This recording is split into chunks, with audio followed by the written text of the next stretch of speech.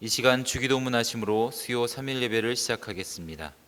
하늘에 계신 우리 아버지여, 이름이 거룩히 여김을 받으시오며 나라가 임하시오며 뜻이 하늘에서 이루어진 것 같이 땅에서도 이루어지이다. 오늘 우리에게 일용할 양식을 주시옵고 우리가 우리에게 죄 지은 자를 사하여 준 것 같이 우리 죄를 사하여 주시옵고 우리를 시험에 들게 하지 마시옵고 다만 악에서 구하시옵소서. 나라와 권세와 영광이 아버지께 영원히 있사옵나이다. 아멘. 다 함께 찬송가 155장 찬양 드리겠습니다.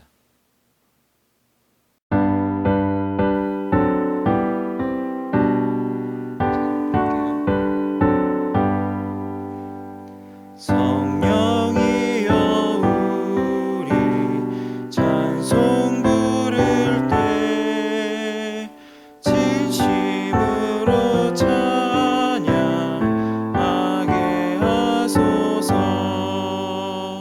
성령이여 우리 기도드릴 때 우리 곁에 계셔 일러주소서. 성령이여 우리 성경 읽을 때 그 속에서 빛을 보게 하소서. 성령이여 우리 전도할 때에 지혜로운 말씀 주시옵소서.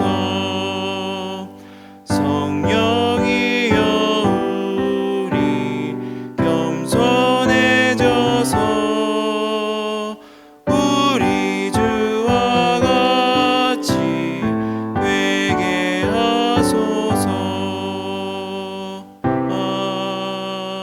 아멘. 이 시간 우리에게 주시는 하나님의 말씀은 고린도전서 3장 18절에서 20절까지 말씀입니다. 이 시간 다 함께 합독하도록 하겠습니다. 시작. 아무도 자신을 속이지 말라. 너희 중에 누구든지 이 세상에서 지혜 있는 줄로 생각하거든 어리석은 자가 되라. 그리하여야 지혜로운 자가 되리라. 이 세상 지혜는 하나님께 어리석은 것이니 기록된 바 하나님은 지혜 있는 자들로 하여금 자기 꾀에 빠지게 하시느니라 하였고 또 주께서 지혜 있는 자들의 생각을 헛것으로 아신다 하셨느니라. 아멘. 이 시간 가브리엘 찬양대 원희주 성도님의 특송이 있겠습니다.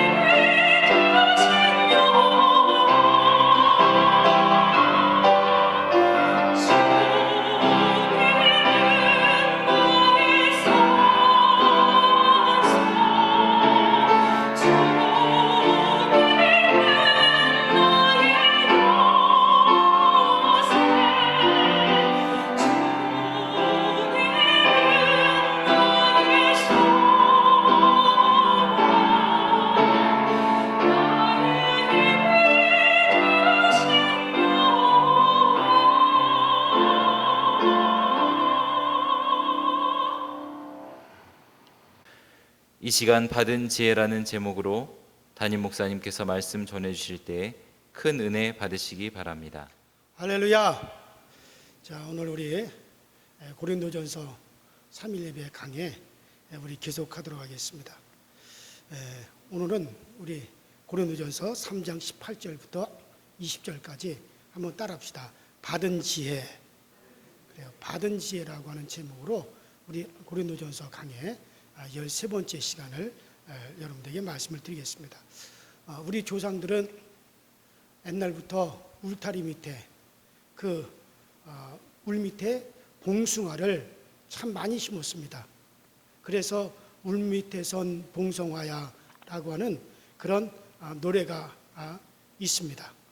장독대 위에도 봉숭아를 참 많이 심었습니다. 그것은 어찌 그 봉숭아라고 하는 꽃이 예쁘고 아름다워서 심은 것도 아니고, 물론 그 봉숭아 꽃을 잘 돌로 찧어가지고 옛날에는 그거 가지고 여자들이 손톱에 물을 들이기도 했습니다. 그러나 꽃이 예쁘거나 또 손톱에 물을 들이기 위해서 그 봉숭아를 심은 것은 아니었습니다. 그 장독대라든가 또 울타리 밑에다가 쌀이 울타리 밑에다가 이 봉숭아를 많이 심어 놓으면은 그러면은 이제 그 뱀이 집에 들어오지 않기 때문에 그런 것이었습니다. 우리 조상들은 뱀이 그 봉숭아를 싫어한다는 것을 알고서는 그 울 밑에라든가 그 장독대에 그 봉숭아를 많이 심었습니다. 또 우리 조상들은 산에 갈 때면 그 신발 안에다가 그 담배를 갖다가 뿌리고 그리고 산에 올라갔습니다. 산이나 들 원두막에서 잘 때도 그 담배가루를 갖다가 주변에다가 뿌렸습니다. 왜냐하면 그 니코틴이 있으면은 그 뱀이 오지 않기 때문에 그렇습니다. 이 지혜를 어디서 얻었느냐?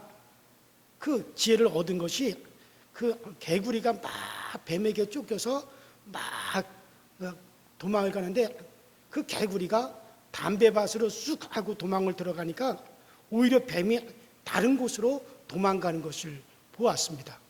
그래서 저 뱀은 담배를 몹시 싫어하는구나 하고 그 담배밭으로 도망치는 개구리를 보고서는 그 지혜를 얻은 것이죠. 그러니 사람들이 담배를 피우는 것은, 이 담배라고 하는 것은 그 사람들이 피우라고 하나님이 만드신 것이 아니라 어쩌면 그 개구리를 갖다가 보호하기 위해서 하나님이 창조한 것일 수도 있습니다. 지금도 등산 갈 때 또 산에서 텐트를 치고 잠을 잘 때 그 담배가루를 갖다가 주변에다가 뿌려놓으면 뱀이 들어오지를 않습니다. 이와 같은 지혜는 다 어떤 지혜냐? 경험에서 얻은 지혜야. 삶의 경험을 통해서 또 살아가면서 그런 경험을 통해서 지혜를 얻게 된 것이죠. 그러나 이런 경험을 통해서 얻는 지혜, 또 사람이 어떤 자기 안에서 나오는 지혜, 이런 사람의 지혜는 한계가 있습니다. 아무리 경험을 많이 하고 또 깊은 연구를 하고 머리를 짜내도 이 사람의 지혜는 반드시 한계가 있는 것입니다. 사람이 할 수 있는 일은 그저 땅의 일 뿐이에요. 어떻게 할 수 없는 일이, 사람으로서는 어떻게 도저히 할 수 없는 일들이 너무나 많이 있습니다. 여러분들, 그 바닷물이 그렇게 흔하지만은 그 사람은 바닷물 1g을 만들 수가 없습니다. 소금을 아무리 녹여서 만들어도 아무리 노력을 해도 바닷물의 성분을 절대로 사람은 만들 수가 없답니다. 사람들이 아무리 연구를 해도 피 1g을 만들어낼 수가 없습니다. 그래서 피가 필요하면 헌혈을 하게 되어 있는 거예요. 사람은 아무리 현대 과학이 발달을 하고 아무리 사람의 머리를 짜내더라도 그 피 1g을 사람은 만들 수가 없습니다. 그래요. 사람이 아무리 연구를 해도 폭우를 막을 수가 없습니다. 아무리 연구를 해도 밀려오는 파도를 막을 길이 없습니다. 여러분들 사람은 한계가 있어요. 사람이 아무리 높이뛰기 연습을 한다 할지라도 3m를 넘을 수가 없는 것처럼 사람은 아무리 지혜를 짜내고 또 지혜를 짜내도 그 사람에게는 한계라고 하는 것이 있습니다. 더 이상 전진하지 못하는 것이 있습니다. 특별히 영혼의 문제에는 아주 속수무책입니다. 아무리 사람의 과학이 발전하더라도 어떤 영혼의 문제를 사람은 그것을 감당할 수도 없고 그 책임질 수도 없는 거죠. 그래서 오늘 이 본문에 이 세상 지혜는 하나님께 미련한 것이다 라고 그렇게 말씀하고 있는 것입니다. 우리가 인공위성을 만들어서 아무리 하늘 높이 올라가는 것을 만들고 그런다 할지라도 천국에는 가까이 갈 수가 없습니다. 달나라에 가고 금성에 가고 수성에 가고 아무리 갈지라도 절대로 사람이 만든 것으로서는 천국에 갈 수가 없는 것입니다. 죽음의 문제를 해결할 수가 없는 거예요. 인간의 지혜는 그저 이 세상에 육체를 가지고 사는 동안에 그저 반짝하다가 그것으로 끝나는 거예요. 오히려 그 지혜 때문에 사람은 죽게 되는 경우도 있습니다. 자기 지혜에 자기가 빠져 죽는 경우가 있습니다. 그 부산에 있는 어떤 모 회사의 그 중역 3사람이 술집에 가서 술을 마셨습니다. 그런데 중역 2사람이 그 사장의 총애와 사장으로부터 사랑을 받는 다른 한 중역을 갖다가 시기해가지고 그 술집의 종업원하고 짜가지고 그 중역이 마시는 술잔에다가 마약을 갖다가 조금 집어넣습니다. 그리고서는 경찰에다가 신고를 했습니다. 사장님의 총애를 받는 중역을 망하게 하기 위해서 2 중역이 그렇게 한 거죠. 사장님의 총애를 받는 중역은 영문도 모르는 채 경찰서에 끌려갔습니다. 자기는 마약을 주문한 적도 없고 마약을 먹은 적도 없고 또 마약을 청한 일도 없고 그냥 자기는 그냥 술만 마셨을 뿐인데 거기에 마약이 들어있으리라고 하는 것은 상상도 그 사람은 하지를 못했던 거죠. 그래서 자기는 술 한 잔 마신 것 뿐이지 그런 걸 어디 상상이나 했겠습니까? 시기 질투는 대단히 무서운 것입니다. 여러분들 남보다 조금 뛰어나거나 남보다 조금 앞서간다면 꼭 조심하셔야 돼요. 세상이 그렇습니다. 자, 일이 어찌 된 것인지 도저히 이해할 수 없는 그 중역이 그 사건을 변호사에게 의뢰했습니다. 결국 2 중역의 모의가 밝혀져 가지고 오히려 그 2사람이 감옥에 가게 되었습니다. 자기 꾀에 자기가 빠진 것이죠. 여러분 이렇게 세상의 지혜는 망하는 경우가 참 많습니다. 그러나 하나님께서 우리에게 주신 그 지혜를 받으면 이 세상에서 복될 뿐만 아니라 영원히 복됩니다. 여러분 이 세상의 지혜로 살지 말고 하나님의 지혜로 사시기를 축원합니다. 지혜는 진주보다 귀하다 그랬어요. 그래서 너희 사모하는 모든 것으로도 이에 비교할 수가 없도다. 그 우편에는 장수가 있고 그 좌편에는 부귀가 있나니 그 길은 즐거운 길이요 그 척경은 다 평강이니라. 지혜는 그 얻은 자에게 생명나무라. 지혜를 가진 자는 복되도다. 여러분들 하나님의 지혜를 가진 자는 생명을 얻게 된다 그랬어요.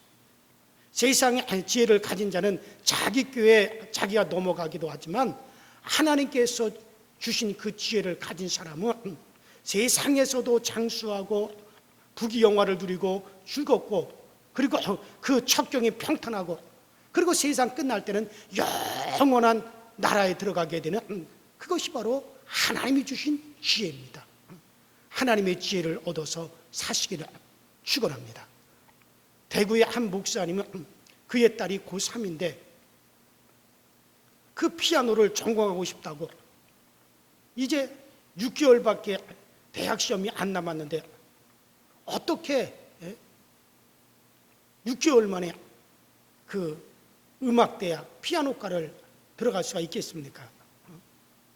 그것도 피아노를 갖다가 수년 동안 레슨을 하고 피아노를 갖다가 계속 몇 년을 연습을 하고도 음악대학에 피아노과를 들어갈 수가 없는데 이제 6개월 남았는데 어떻게 들어갈 수가 있겠습니까? 그래서 갑자기 진로를 바꿔서 아버지 나 피아노를 전공하고 싶어요. 음악대학 피아노과에 가겠습니다. 그래서 그 아버지가 야, 너 어떻게 6개월 동안 그것을 할 수가 있겠느냐. 그러나 딸이 그렇게 원하니 하나님께 기도를 했어요. 하나님, 우리 딸이 피아노를 전공하고 싶답니다. 음대에 들어가기를 원한다고 합니다. 근데 시간이 없습니다. 하나님 어떻게 하면 좋습니까? 딸이 저렇게도 원하는데 하나님 어떻게 하면 좋습니까? 하고 기도를 했는데 하나님께서 지혜를 주셨습니다. 그것은 바로 뭐냐면은 이 아버지가 외국에 나가서 유명한 피아노, 그 피아노 유명한 피아니스트인데 그 피아노를 친 것을 갖다가 CD를 갖다가 그 아버지가 외국에 나갔을 때 그것을 구해가지고 그것을 딸에게 주었습니다. 딸아, 이제 얼마 남지 않았으니까는 여기 나와 있는 이 CD대로 그대로 한번 너도 흉내를 내면서 연습을 해봐라. 그래서 하나님께서 주신 지혜를 가지고 그렇게 자기 딸한테 얘기했어요.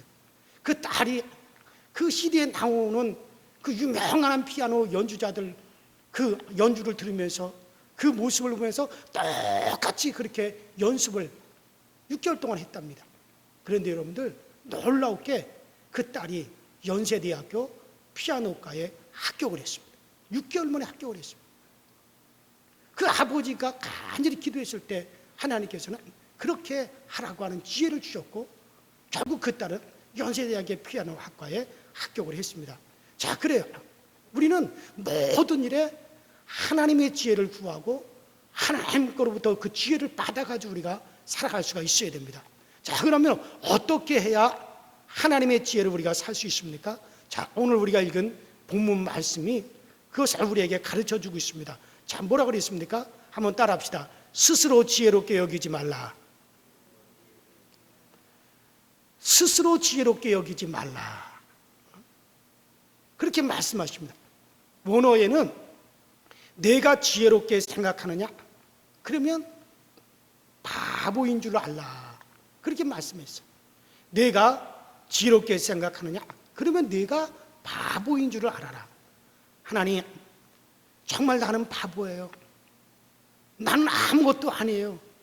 그리고 하나님을 의지하면 하나님께서 지혜를 주신다는 거예요. 그렇게 말씀하고 있는 거예요. 그러니까는 내가 지혜롭게 생각하느냐? 그러면 네가 바보인 줄 알아라. 네가 바보인 줄 알아라. 그게 바로 우리가 하나님으로부터 지혜를 얻어가며 살아갈 수 있는 방법이라는 거예요. 그래서 우리는 모든 일에 하나님 정말 나는 부족해요. 하나님, 나는 정말 바보예요.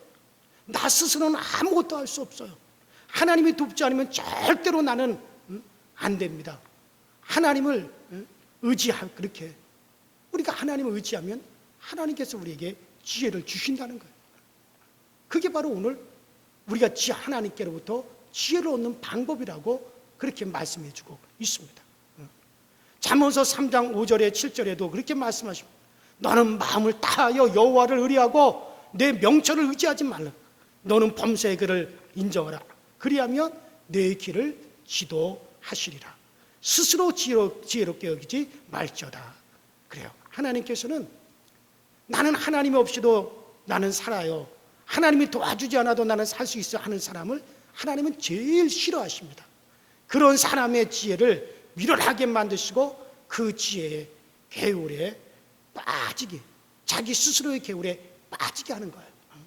그러나 어리석든 지혜롭든 하나님, 나는 바보예요. 하나님 없이 저는 살 수 없어요.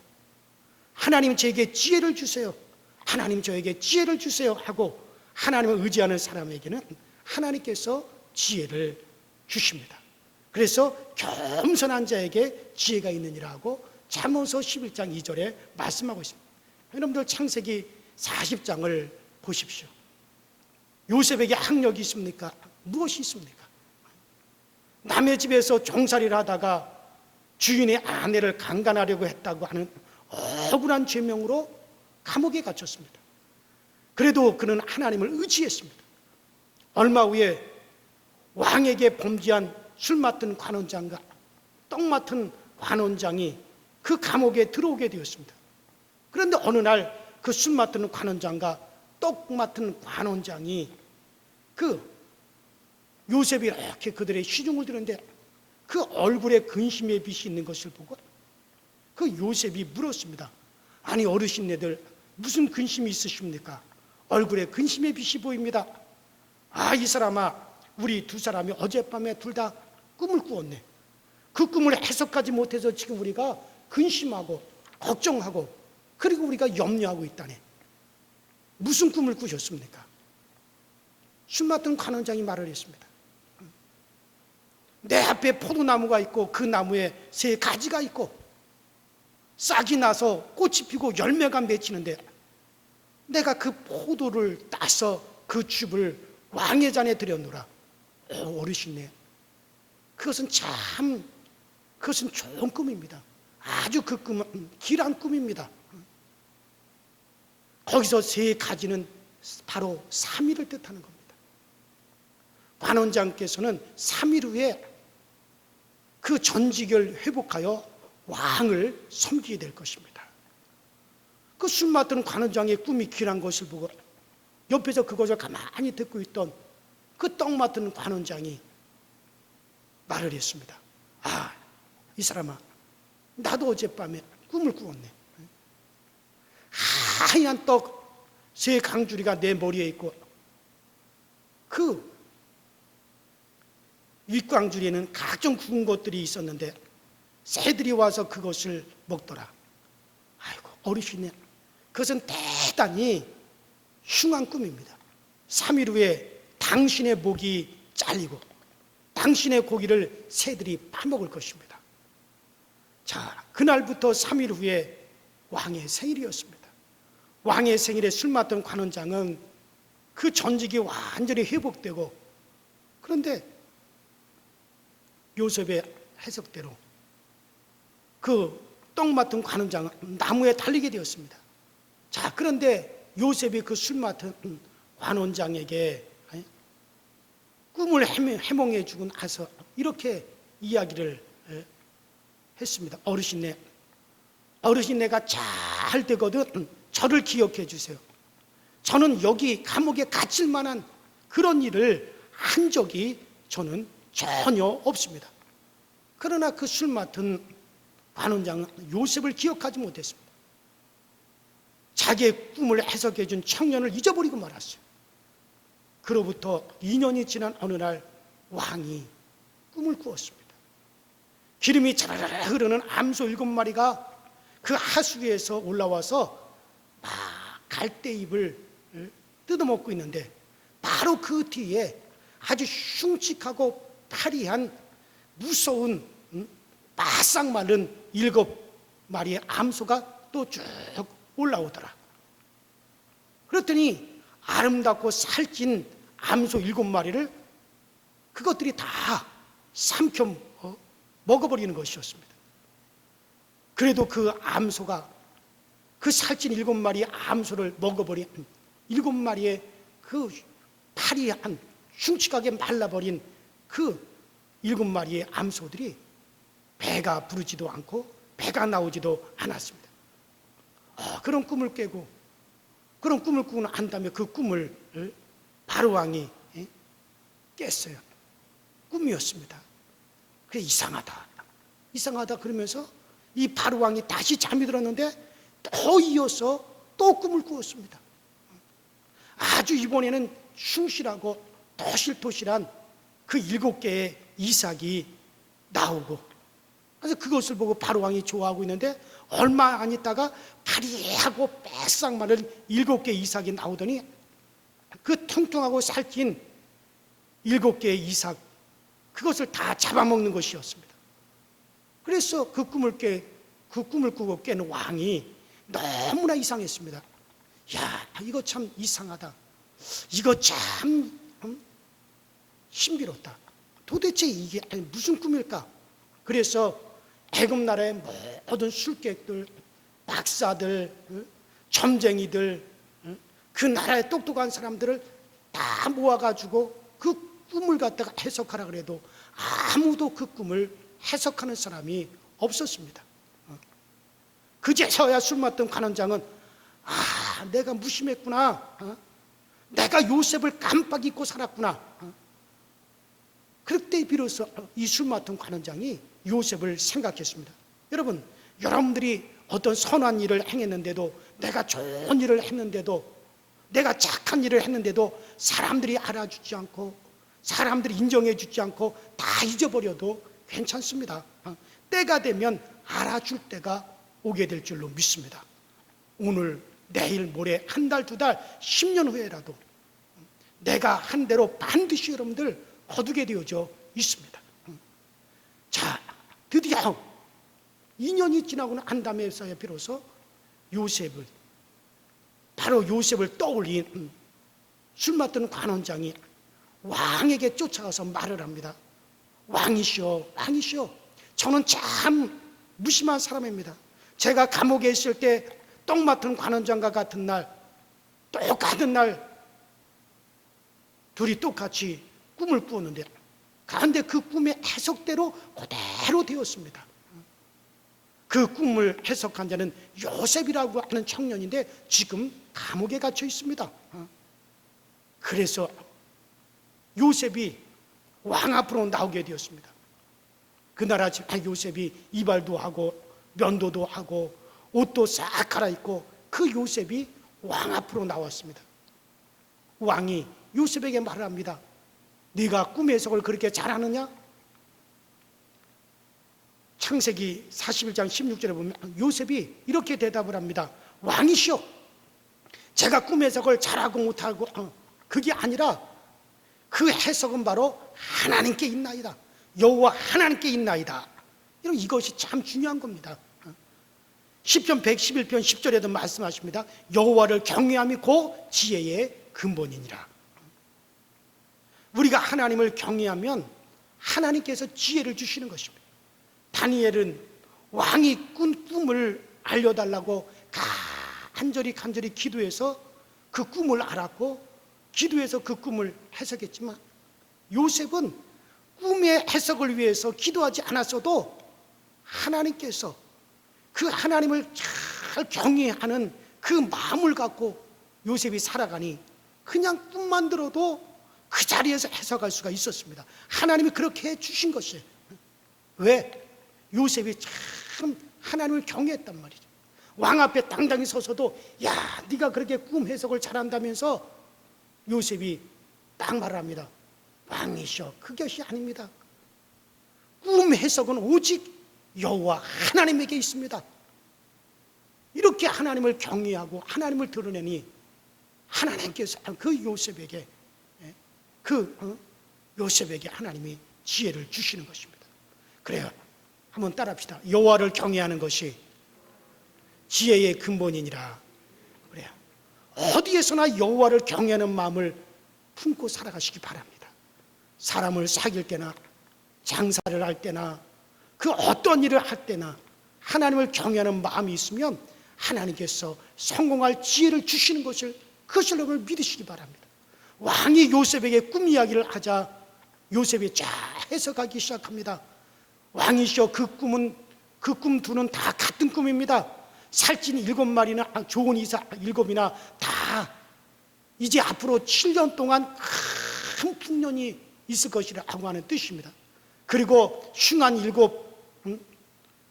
7마리의 소와 흉측한 그 이삭 7개는 이것은 앞으로 그 뒤를 이어서 7년 동안 큰 흉년이 있을 것이라는 뜻입니다.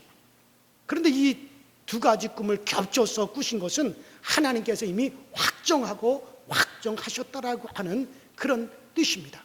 그러니 이제 지혜롭고 아주 총명한 자를 세워서 나라를 다스리게 하셔서 7년 풍년 때 모든 애굽의 골마다 창고를 지어가지고 7년 동안 곡식을 저장해 두면 앞으로 닥쳐올 7년 동안의 그 엄청난 흉년 때 망하지 않고 이 나라 국민들이 죽지 않고 살아날 수가 있을 것입니다.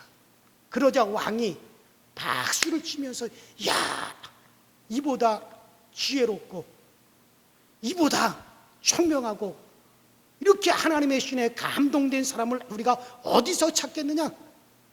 그리고서는 그 자리에서 그를 바로 총리로 세우고 말을 하기를, 내가 너보다 높은 것은 자리만 높다.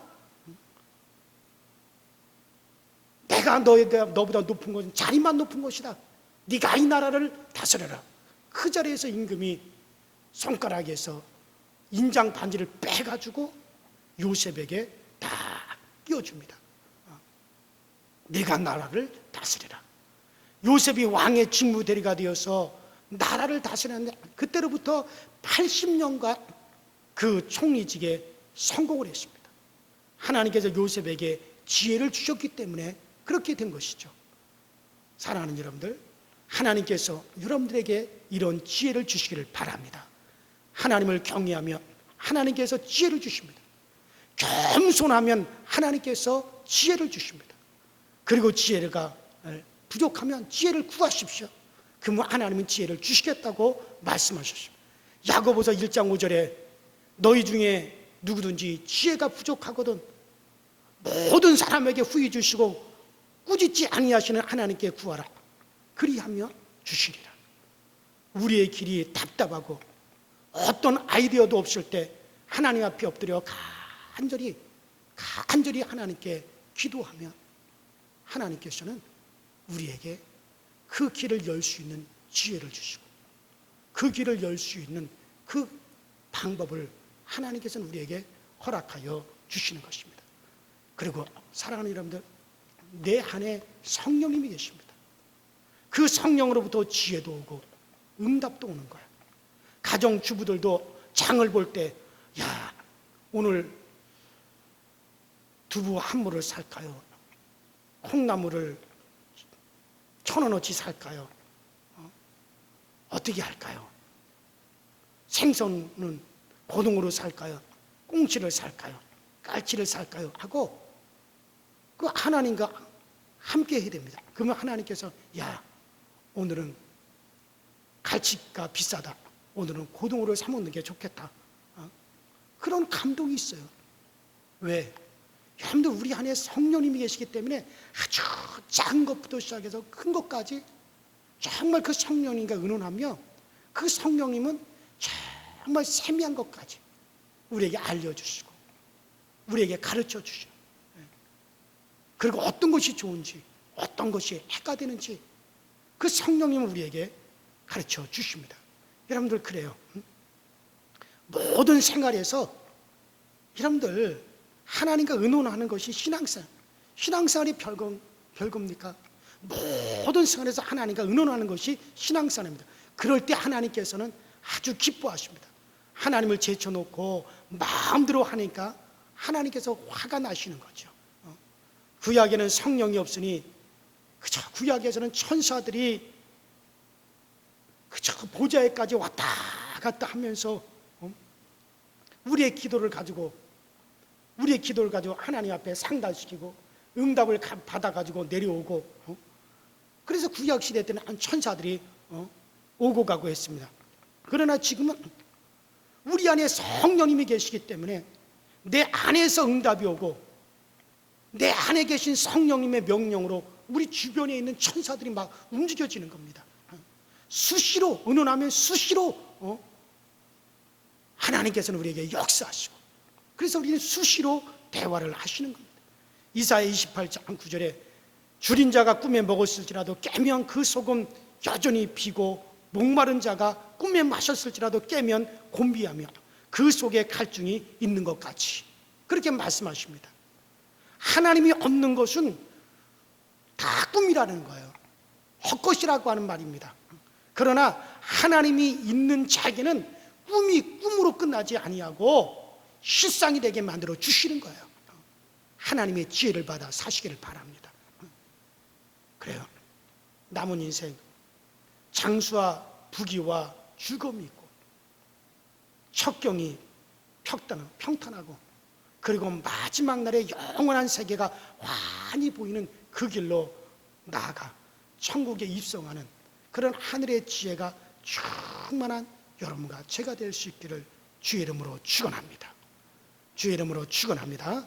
우리 신에 다 같이 주여 한번 부르시고, 정말 하나님, 이 땅에서도 정말 즐거움이 있고, 그리고 척경이 평탄하고, 이 땅에서도 부귀가 주어지고, 그리고 마지막 때는 영원한 세계의 그 길로 안내하는, 그것이 바로 하나님이 주시는 지혜라고 했는데, 그 하나님의 지혜를 받아서 살아갈 수 있도록 성령이여 나를 깨워주시고, 모든 일에 그 하나님의 지혜가 정말 내 안에 충만할 수 있도록 주여 도와 주시옵소서.